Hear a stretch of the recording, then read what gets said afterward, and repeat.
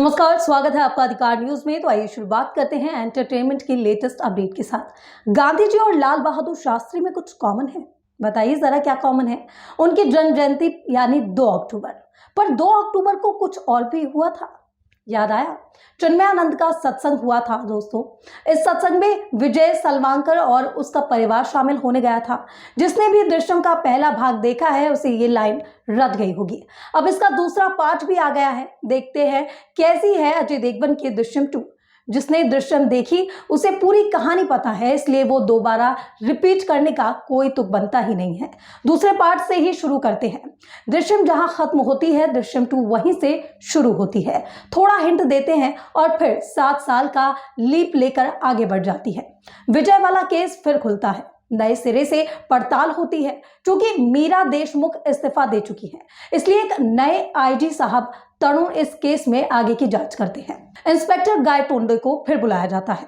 इस दौरान बहुत कुछ घटता है और कमाल घटता है। ये तो रही मोटा माटी कहानी। अब इसके दूसरे एस्पेक्ट पर भी बात कर लेते हैं। जिसने मोहनलाल वाली ओरिजिनल दृश्यम 2 देखी है उससे लगभग पहले से ही सब कुछ पता होगा।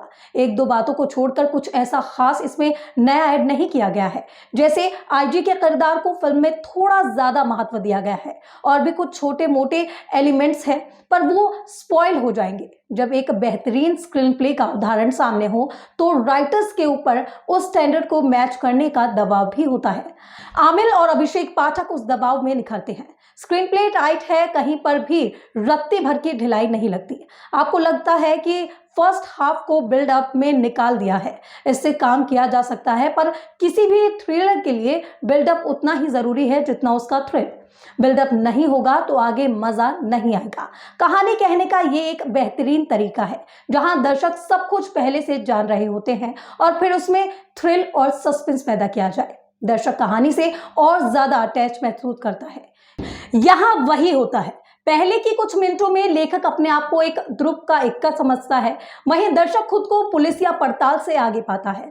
खुद को सुपीरियर पाना किसे पसंद नहीं है। डायलॉग में स्टाइलिस्टिक ह्यूमर जैसे याद रख हर कुत्ते का दिन आता है। मैं कुत्ता तो नहीं पर आज दिन मेरा ही है। अभिषेक पाठक के डायरेक्शन के बारे में बात करें तो उनके सामने पहले से एक नजीर थी। उन्होंने उसी के रिलीजियसली फॉलो किया है। इस पर इसके लिए अनुशासन चाहिए जो अभिषेक में दिखता है। उन्होंने बहुत सारा अपना इनपुट भी डाला है, चाहे वो तरुण का किरदार हो या फिर गोवा को दिखाने का उनका नजरिया। कुछ ऐसे शॉट भी हैं जो इस फिल्म को मास अपीलिंग बताते हैं। साथ ही टेंशन बिल्डिंग बहुत कमाल है। एक सीन है जहां पर विजय को इन्वेस्टिगेट किया जा रहा है, उसी के पैरेलल में दूसरे कमरे में उनकी फैमिली को टॉर्चर किया जा रहा है। शॉट करता हुआ कैमरा और फास्ट पेस एडिटिंग इसमें 4 चांद लगाते हैं। कई हेडलाइट शॉट काफी अच्छे हैं, जैसे शुरू में जब 2 आदमी लड़ रहे होते हैं उनका साइड से लिया गया फॉलो शॉट बहुत अच्छा लगता है। और भी कई सारे अच्छे पीओवी शॉट हैं जिनमें कैमरा बॉडी में रिंग किया गया है। कहने का मतलब यह है कि सुधीर चौधरी की सिनेमेटोग्राफी अच्छी है। अजय देवगन विजय के रोल में एक नंबर एक्टर साबित हुए हैं। मुझे पर्सनली उनके ऐसे ही रोल पसंद है जिसमें वो अंडरटोन रहकर किरदार निभाते हैं, चिल्लाते नहीं हैं, ओवर द टॉप एक्टिंग नहीं करते। दृश्यम में जहां उन्होंने विजय को छोड़ा था वहीं से पकड़ लिया है। तब वो इसमें एक पुलिस ऑफिसर नहीं बल्कि माँ के रोल में भी हैं।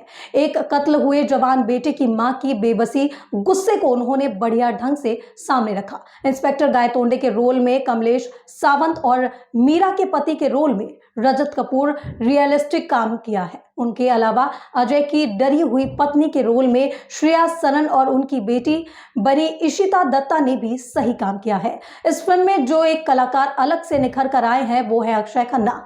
आईजी तरुण के रोल में उन्होंने बहुत बेहतरीन काम किया है। उस किरदार के व्यंग्यात्मक रवैये को उन्होंने बढ़िया निभाया है। इसे देखकर उनका आर्टिकल 375 में निभाया वकील का किरदार याद आता है। मेकर्स के सामने मलयालम फिल्म का एक बढ़िया उदाहरण था, पर इस फिल्म में उनकी नकल करके भी एक बेहतरीन प्रोडक्ट निकाला है। ज्यादा चीजें ओरिजिनल फिल्म में से उठाई गई हैं और कुछ जोड़ा भी है। देखकर आइए, यदि मलयालम वाली दृश्यम 2 नहीं देखी है तो अब और ज्यादा मजा आने वाला है। फिलहाल इस अपडेट में मेरे साथ बस इतना ही। आगे की और तमाम एंटरटेनमेंट अपडेट से जुड़े रहने के लिए देखते रहें अधिकार न्यूज।